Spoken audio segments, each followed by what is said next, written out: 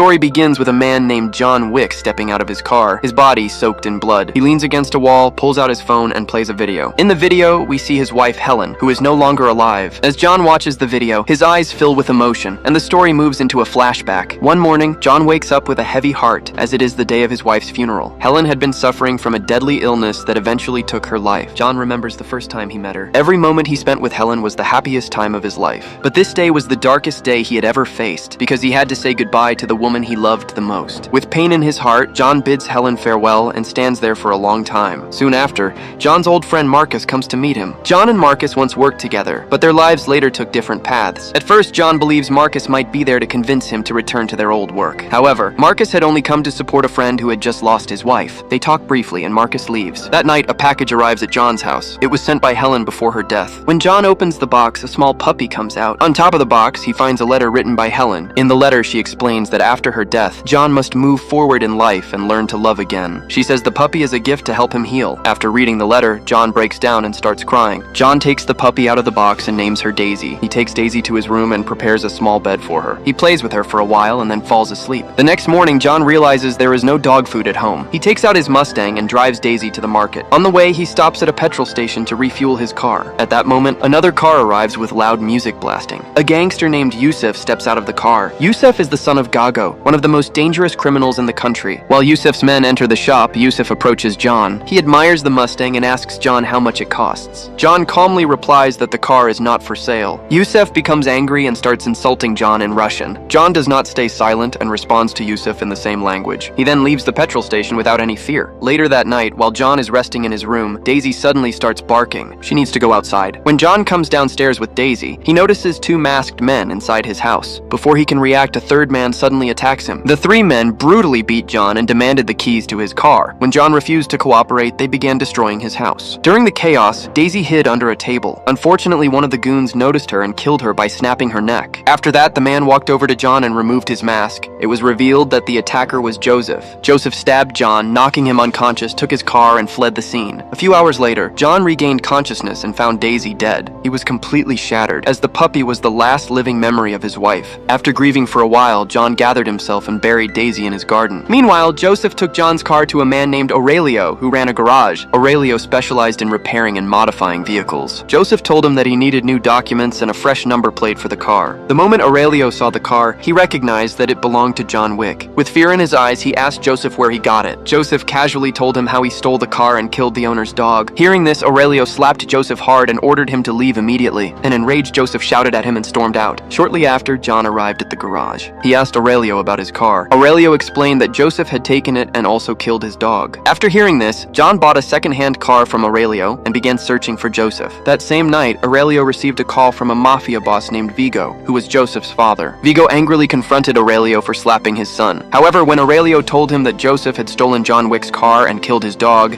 Vigo instantly went silent and ended the call. Upon hearing John Wick's name, Vigo's anger turned into fear. He immediately realized the seriousness of the situation and became worried about his son. When Joseph returned home later that night, Vigo called him over. He handed him a glass of wine and suddenly punched him hard in the stomach. Joseph was confused and tried to ask what he had done wrong. Instead of answering, Vigo continued beating him. After a while, Vigo finally spoke. He told Joseph that stealing a car or killing a dog was not the real mistake. The real mistake was stealing John Wick's car and killing his dog. Vigo explained that John Wick once worked for him and was known in the underworld as the Boogeyman. Boogeyman? John's reputation was so terrifying that even the most powerful criminals feared him. It was said that he once killed 3 men using nothing but a pencil. For John Wick, tasks others considered impossible were effortless. But everything changed when John met Helen. For her, he abandoned his violent life and left the underworld behind. After learning the truth, Joseph's face turned pale with fear. Vigo warned him that if John Wick decided to come after him, his chances of survival would be 0. But I will still try to save you because in the end, you are my son. Now, as soon as Yusuf leaves, Vigo calls John Wick and tries to settle the matter, but John hangs up the phone without listening to anything. After that, he goes to his basement and breaks the floor and takes out some guns and a lot of gold coins from inside. With no other option left, Vigo decided that John Wick had to be eliminated. That same night, he sent a team of 12 hitmen to John's house to kill him. However, John was already prepared. He fought back with precision and eliminated all of them.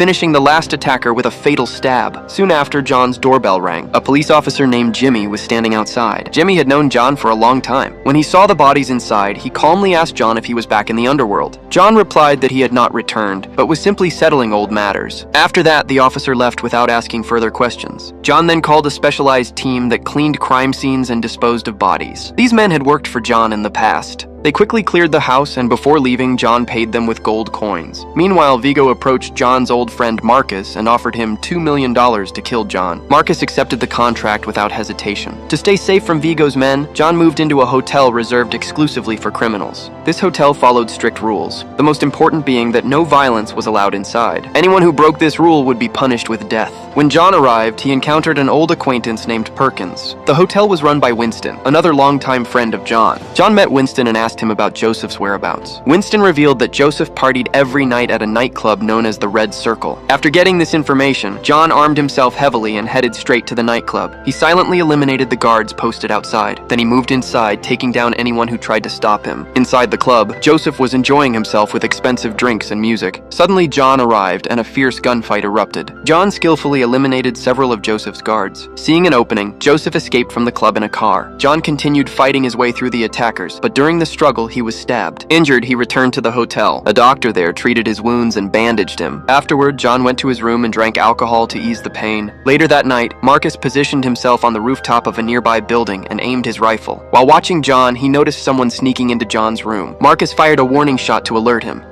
The intruder turned out to be Perkins. She opened fire on John, but he managed to avoid her shots. Perkins revealed that if she killed him inside the hotel, Vigo would pay her $4 million. A violent struggle soon broke out. Despite being injured, John managed to overpower Perkins and held a gun to her head. To save herself, Perkins revealed important information about Vigo. She told John that Vigo kept his money and crucial documents hidden in the basement of a church. After getting the information, John knocked Perkins unconscious. He then asked his friend Harry, who was staying in the next room, to keep watch over her. John went to the church and silently eliminated all the guards. Inside, he threatened the fake priest and forced him to lead the way to the hidden vault. John freed the women trapped inside the vault. He then set Vigo's entire money reserve on fire. When Vigo learned about this, he rushed to the church. By the time he arrived, John was already there. John opened fire and burned everything connected to Vigo's treasury. He continued killing Vigo's men one by one. However, during the chaos, a car struck John, leaving him unconscious. When John regained consciousness, he found himself tied to a chair. Vigo had captured him but chose not to kill him immediately. Vigo wanted to know why John was going to such extremes over a dog. John calmly replied that the dog was the last living memory of his wife, and Joseph had taken that away from him. He then warned Vigo that he had only two choices: either reveal Joseph's location or die along with his son. Ignoring the threat, Vigo ordered his men to kill John and walked away. The two guards began suffocating John with a plastic bag. At that moment, Marcus, who was watching from a nearby building, fired a perfectly timed shot and killed one of the guards. John used the opportunity to overpower and knock out the remaining guard. John escaped the building with a weapon and opened fire on Vigo's vehicles. He killed all of Vigo's men and forced Vigo to reveal Joseph's location. Terrified, Vigo admitted that Joseph was hiding in a safe house in Brooklyn. At the safe house, Joseph was partying with his friends. Several armed guards were stationed outside for protection. John arrived quietly and killed the guards one by one. He destroyed all the vehicles using explosives, leaving Joseph no chance to escape. John then entered the house, found Joseph, and shot him in the stomach. Joseph begged for mercy, but John showed no compassion. He ended Joseph's life with a final shot to the head. After completing his mission, John went to Marcus and thanked him for his help. However, Perkins had witnessed their meeting and realized that Marcus had betrayed Vigo. Soon after, Vigo's men surrounded Marcus and captured him. They beat him to death and later informed John about what they had done. Vigo then prepared to escape the city in his helicopter. At the same time, the hotel owner Winston summoned Perkins for a meeting. She was executed by 4 men for breaking the hotel's rules. When John found Marcus's lifeless body, he was filled with rage. He immediately set out to kill Vigo.